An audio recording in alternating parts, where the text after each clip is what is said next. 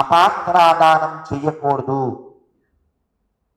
అపాత్రాదానం అంటే ఎవరికి ఇస్తే అది మంచికి వెళ్తుందో వాళ్ళకే ఇవ్వాలి. మన దేశం వేల లక్షల బిలియన్స్ కోట్లు వాళ్ళకి ఇచ్చింది. మన దేశాన్ని మళ్ళీ మళ్ళీ మొక్కలు చేయడానికి వాళ్ళని పెంచి పోషించింది కాంగ్రెస్. మీ అందరికీ తెలుసు. నిన్న మార్నింగ్ ఇక్కడ తుక్కుగూడలో ఉండే తుక్కుగాడు మీరు స్టేటస్ పెట్టారు, కాంగ్రెస్ కోటేశ్వరుడు హిందూ కాదని. ఎట్లా అవుతుంది? నేను హిందూని అన్నాడు. చెప్పు, హిందువులకి ఏం చేసింది? ఆర్టికల్ 35 ఎవరు పెట్టారు? దేవాలయాలు ఎండమెంట్ చట్టం ఎవరు పెట్టారు? వక్ఫ్ బోర్డు ఎవరు పెట్టారు? హాజాత్కి పైసలు ఎవరిచ్చారు? హిందువులు వీక్ చేసింది ఎవరు? చరిత్ర మార్చి బదనాం చేసింది ఎవరు? ఏ కుక్కకైనా ఆన్సర్ ఇస్తా. వాడు కమ్యూనిస్ట్ కుక్క, సెక్యులర్ కుక్క, కాంగ్రెస్ కుక్క, ఎవరైనా ఆన్సర్ పక్క. మనం మానేయాలి. మన అనుకోలే వాడికైనా మనకి లేవా? పూరి జగన్నాథ్ సినిమా తీశాడు. ఏం cinema? Business man.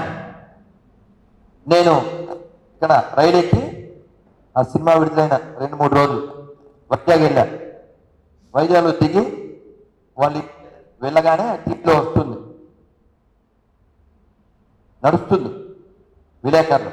Sir, VHP వాళ్ళు, బజరంగ్ దళ్ వాళ్ళు మీ మీద కంప్లైంట్ చేశారు సార్, వాళ్ళు ఇంట్లో తిన్నాయని. అంటే అతను రాజకీయ యాగం గురించి, అశ్వమేధ యాగం గురించి ఆ సినిమాలో వాడుతాడు.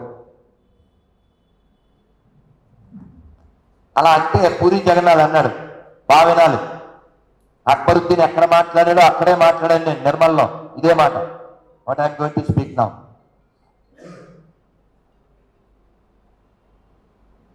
అతను అన్నాడు, హిందువుల మనోభావాలు దెబ్బతింటున్నాయంటే అసలు ఈ మనోభావాలు అనే పదం ఎవడ కనిపెట్టాడో ఆడి పేరు తీసుకెళ్ళి అన్నాడు. Just listen. అదే పూరి జగన్నాథ్ 6 నెలల తర్వాత కెమెరామ్యాన్ గంగతో రాంబాబు సినిమా తీశాడు. అప్పుడు తెలంగాణ వ్యక్తుల మనోభావాలు గాయపడ్డాయి. ఓ 32 సీన్లేమో తీయాలి. అప్పుడు కేవలం మనోభావాలు గాయపడలే, పూరి జగన్నాథ్ ఇంటి అద్దాలు కూడా గాయపడ్డాయి, కారు అద్దాలు గాయపడ్డాయి, సినిమా హాల్ అద్దాలు గాయపడ్డాయి. అప్పుడు డైలాగ్ చెప్పా, గాయపడవలసింది గాయపడితే గాడిన పడాల్సింది గాడిన పడుతుంది. అర్థమైందా? అమ్మ పెట్టేనే పిల్లోడు స్కూల్కి వెళ్తాడు. మన దరిద్రం ఏంటంటే మన ఖాన్ గ్రేస్ పాలించింది. ఖాన్ వాడు ఏమో వాడు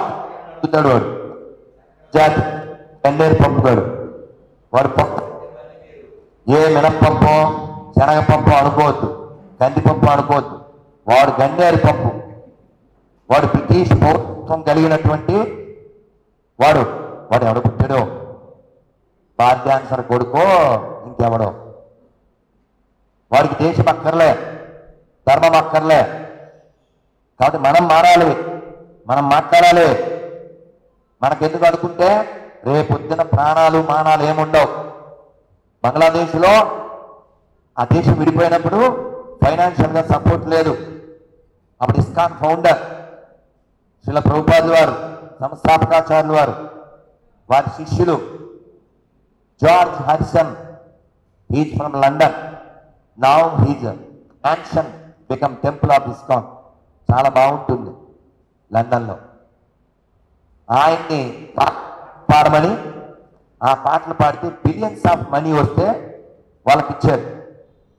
అలా డబ్బిచ్చారు, అన్నం పెట్టారు.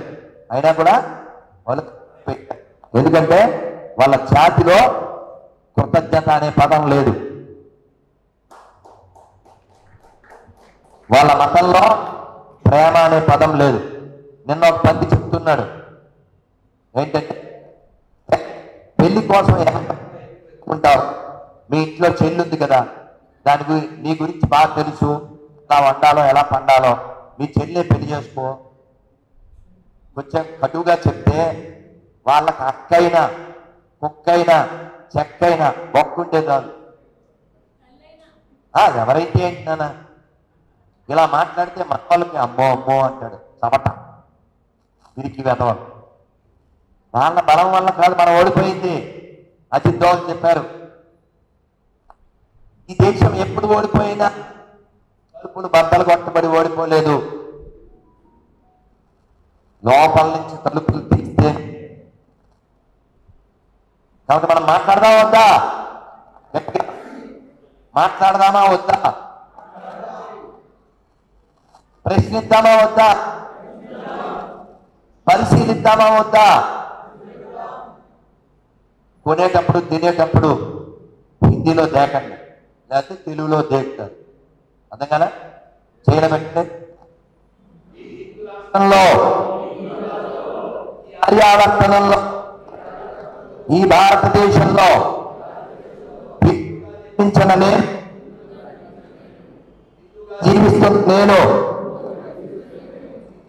కొంటాను, హిందువుల దగ్గర